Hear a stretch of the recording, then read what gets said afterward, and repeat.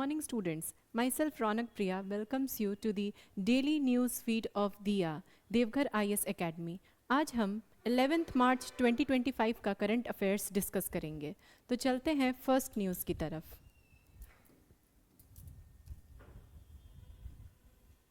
आज का first news है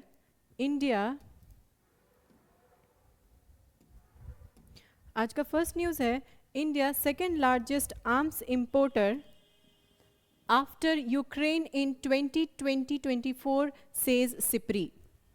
नाउ ये न्यूज़ प्रीलिम्स पर्सपेक्टिव से इम्पॉर्टेंट है, ठीक है, क्योंकि प्रीलिम्स में ये क्वेश्चन पूछा जा सकता है कि वर्ल्ड में सबसे लार्जेस्ट आर्म्स इंपोर्टर कौन सी कंट्री है, इंडिया का क्या पोजीशन है, एंड एक्सपोर्टर में कौन सी कंट्री फर्स्ट पे है. ठीक है, तो अगर देखें इंपोर्ट में टॉप पे है Ukraine and second largest arms importer is India. अगर एक्सपोर्ट में देखें तो Russia is the largest arms exporter to India, यानी इंडिया सबसे अधिक आर्म्स किसी से परचेज करती है तो वो है रशिया. कौन कौन से इसमें हमने परचेज किए हैं, जैसे ब्रह्मोस, राइट, ब्रह्मोस मिसाइल हमने रशिया से परचेज किए हैं, right.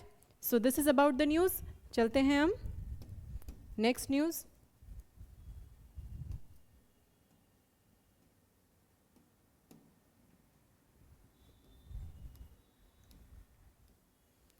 Next news is over 6 lakh cases identified as part of TB control campaign. Now, India में 6.1 lakh TB पेशेंट्स हैं और टीबी एलिमिनेशन का जो ग्लोबल टारगेट है, WHO के द्वारा जो फिक्स्ड टारगेट है वो है 2030, लेकिन इंडिया के द्वारा जो टारगेट फिक्स किया गया है वो है 2025, यानी 5 years ahead of the global target, right. लेकिन अभी भी इंडिया में कितने पेशेंट्स हैं, 6.1 लाख टीबी पेशेंट्स हैं. टीबी बेसिकली एक पल्मोनरी डिजीज है, यानी ये लंग्स को अफेक्ट करती है, राइट. और ये जो है वो स्प्रेड होती है, ये डिजीज थ्रू कफ, है ना, थ्रू स्नीजिंग, थ्रू कफ, है ना. जब इसके जो पैथोजन हैं वो एयर में आते हैं स्नीजिंग या कफिंग के थ्रू, तो वो सामने वाले को भी अफेक्ट कर सकता है, ठीक है. इसको कॉजिंग जो बैक्टीरिया है वो है माइकोबैक्टीरियम ट्यूबरक्यूलोसिस, राइट. एंड ये एक प्रिवेंटेबल डिजीज है, इसको एंटीबायोटिक से क्योर किया जा सकता है. जो इंडिया में एक वैक्सीन जिसको रेकमेंड किया जाता है और वो है BCG vaccine, right. BCG vaccine is recommended for TB elimination in India.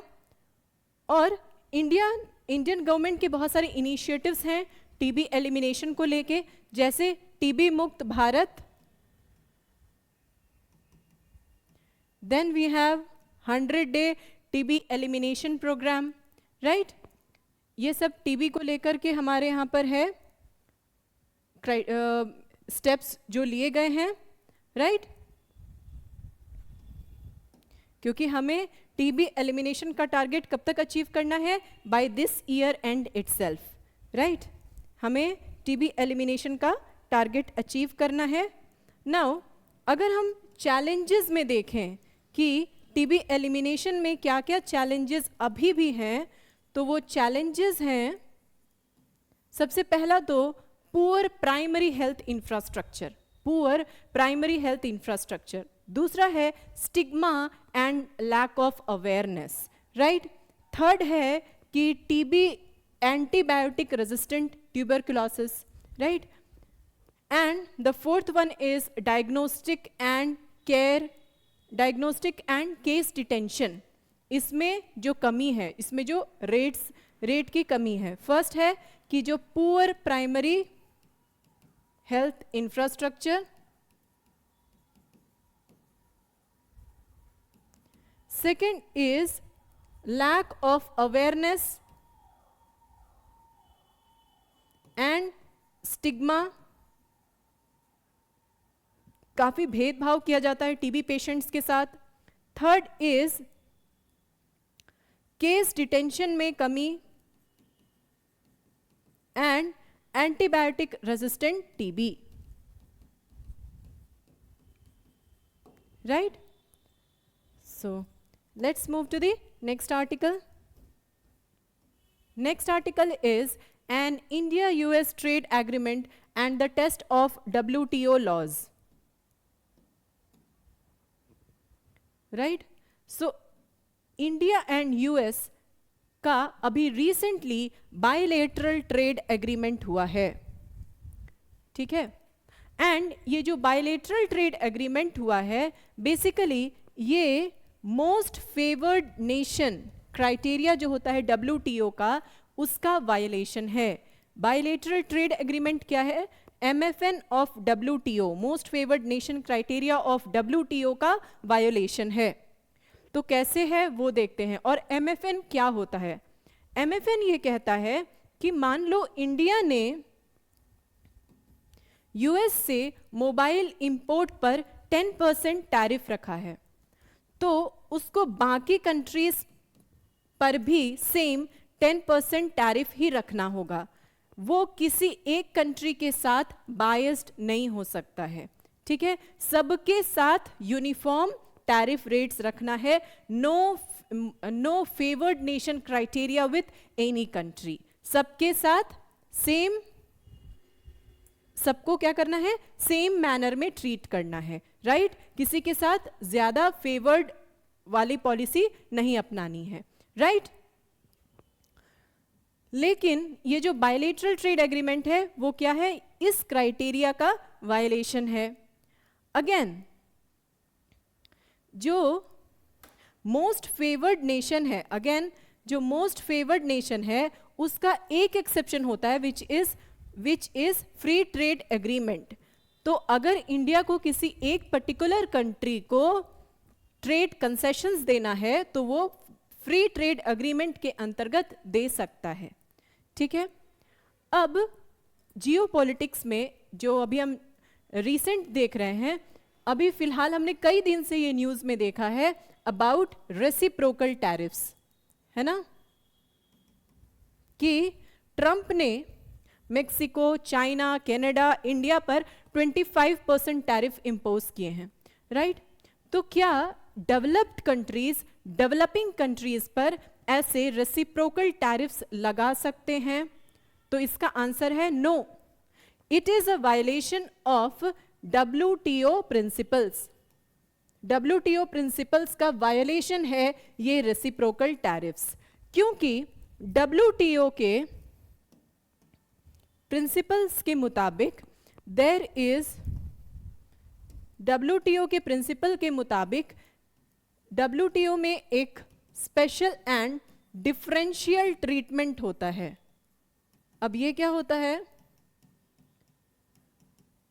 जो SNDT प्रिंसिपल है उसके अंतर्गत अगर कोई डेवलपिंग कंट्री जैसे इंडिया, डेवलप्ड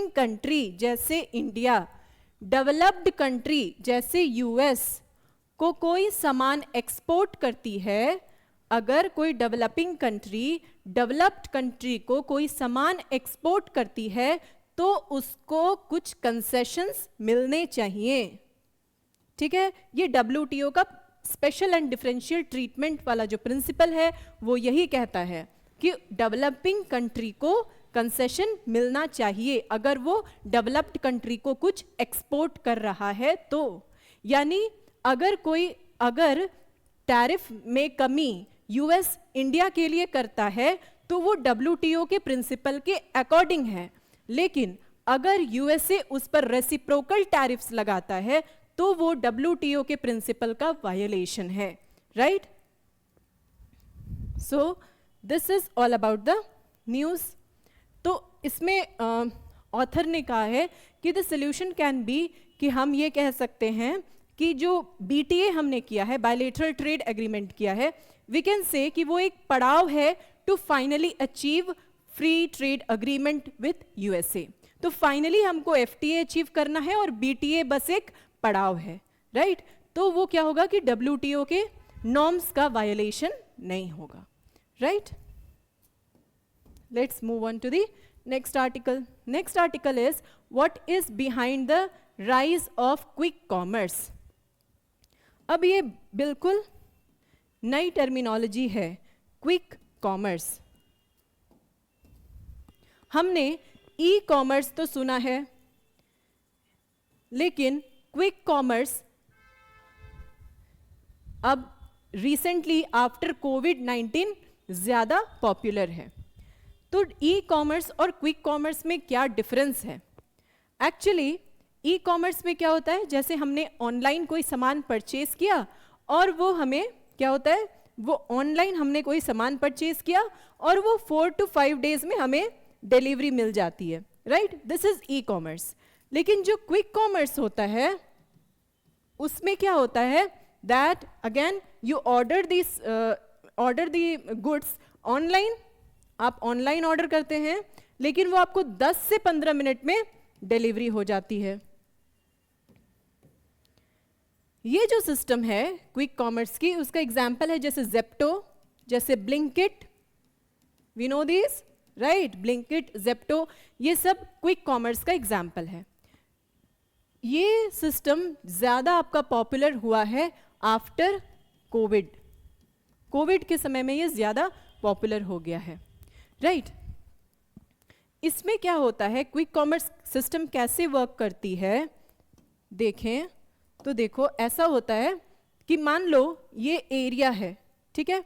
ये पूरा एरिया है जिसमें कि आपकी क्विक कॉमर्स वर्क करती है।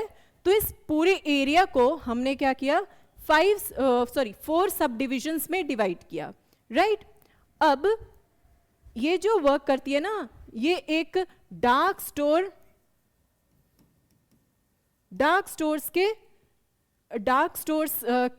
से वर्क करती है। डार्क स्टोर क्या होता है? डार्क स्टोर बेसिकली गोडाउन्स होता है जहां पे सामान स्टोर किए जाते हैं, ठीक है? तो ये एरिया के लिए ये डार्क स्टोर है, इस एरिया को कवर करने के लिए ये dark store, this one and this one, right? ये डार्क स्टोर ये पूरे एरिया को कवर करती है, ये डार्क स्टोर इसको और साइमल्टेनियसली, ठीक है? तो बेसिकली क्या होता है, ये डार्क स्टोर्स जो होता है ये गोडाउन्स होता है, ठीक है? जहां पर सामान रखी जाती है, जैसे आपने ऑर्डर किया मान लो, तो वो इस यहां से तुरंत आपको सप्लाई हो जाएगा, क्योंकि हमें क्या करना है, क्विक डिलीवरी करनी है, राइट? अब क्या होता है, मान लो आप इस डार्क स्टोर पर ऑफलाइन परचेज करने जाओ तो वो आपको सामान नहीं देंगे, वो आपको तभी सामान देंगे जब आपने ऐप के थ्रू इससे परचेज किया हो तो, right? So this is how they work. अब इसका भी एक ड्रॉबैक ये है दैट इस पर ये एक एलिगेशन लगाया जाता है जो आपका क्विक कॉमर्स है कि ये प्रीडेटरी प्राइसिंग पर वर्क करते हैं। Now what is predatory pricing? Predatory pricing होता है कि किसी गुड के कीमत को इतना कम कर देना कि क्या हो कि मार्केट वो डिस्ट्रॉय कर दे।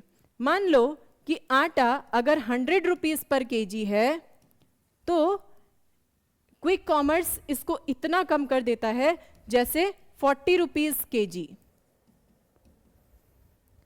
तो क्या होता है ना, ऐसा करने से मार्केट मैकेनिज्म पूरा डिस्ट्रॉय हो जाता है, बिकॉज जो रिटेल सेलर्स हैं, जो खुदरा विक्रेता हैं, उनसे अब ये आटा कोई नहीं खरीदेगा। जो 100 रुपीज पर केजी वो बेच रहे हैं उनसे अब कोई नहीं खरीदेगा। अब किससे खरीदेगा? इनसे खरीदेगा, राइट? तो इस तरह से क्या होता है कि मार्केट मैकेनिज्म डिस्ट्रॉय किया जाता है, उसको बहुत एडवर्सली अफेक्ट किया जाता है, राइट? सो दिस इज अब all about quick commerce. Let's move on to the next article. Next article is flawed food regulations fuel the obesity crisis.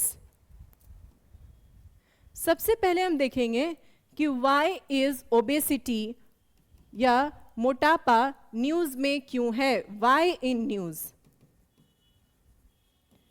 ये न्यूज में इसलिए है because obesity, this is in news because जो प्रधानमंत्री मोदी हैं, prime minister Modi, उन्होंने recently ये announce किया, ये अनुरोध किया लोगों से कि मोटापे को कंट्रोल करने की जरूरत है, राइट? और जो इकोनॉमिक सर्वे 2025 है उसमें भी ये रिकमेंड किया गया कि हेल्थ टैक्स इंपोज किया जाए। हेल्थ टैक्स इंपोज करने से क्या होगा कि जो ultra processed, health tax on ultra processed foods, ultra processed foods जैसे कि चिप्स, बिस्किट्स वगैरह, उस पर हेल्थ टैक्स लगाया जाए। उससे क्या होगा कि वो सामान महंगे हो जाएंगे और उनका कंजम्पशन, उनका डिमांड कम हो जाएगा। ठीक है, इसी मकसद से हेल्थ टैक्स इंपोजिशन की बात की इकोनॉमिक सर्वे 2025 ने। ठीक है, लेकिन सबसे this is in news this way, ठीक है, इसलिए ये न्यूज में है। अब देखते हैं कि प्रॉब्लम क्या है एग्जैक्टली।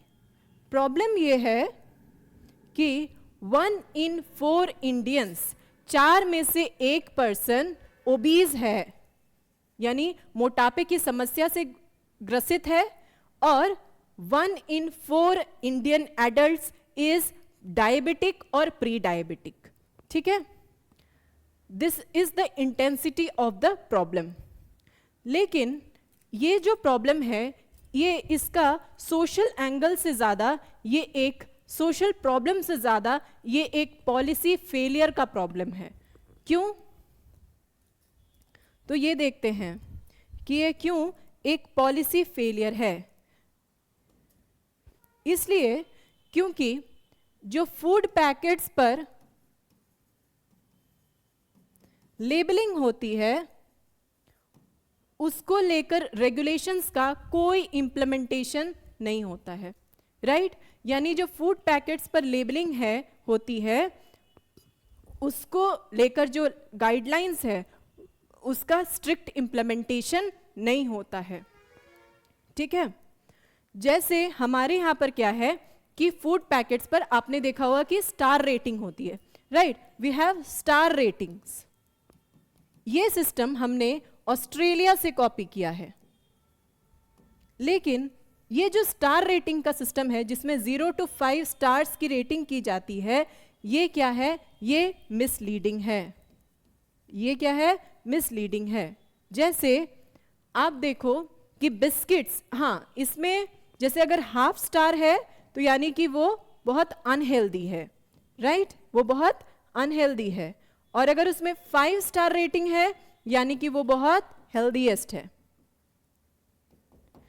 नाउ इसमें आप देखो कि जो बिस्किट्स होती है जो कि बहुत अनहेल्दी होती है उसको भी 2 स्टार रेटिंग मिली हुई है। सॉफ्ट ड्रिंक्स, उनको 9 to 10 स्टार्स मिले हुए हैं। अब सॉफ्ट ड्रिंक्स इतनी अनहेल्दी होती है कि उसके 1 ग्लास सॉफ्ट ड्रिंक में you have 9 to 10 table spoon of sugar, right?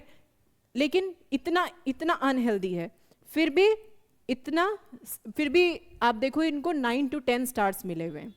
तो पूरी तरीके से क्या है? मिसलीडिंग है ये स्टार रेटिंग सिस्टम। उसके अलावा जो फूड रेगुलेशंस हैं, जितनी भी पॉलिसीज हैं फूड पैकेट्स को लेकर, जो पॉलिसीज है फूड रेगुलेशंस की, फूड रेगुलेशन पॉलिसीज, वो भी फेलियर्स हैं। जैसे you have consumer protection act 2019, you have FSSAI regulations. ठीक है, कंज्यूमर प्रोटेक्शन एक्ट 2019 ये कहता है कि ये बिल्कुल जरूरी नहीं है मेंशन करना कि फूड में कितना आपका फैट, सॉल्ट, शुगर कंटेंट है, ये मेंशन करना बिल्कुल जरूरी नहीं है। यानी वो फूड कितनी अनहेल्दी है ये एडवर्टाइज करना बिल्कुल जरूरी नहीं है।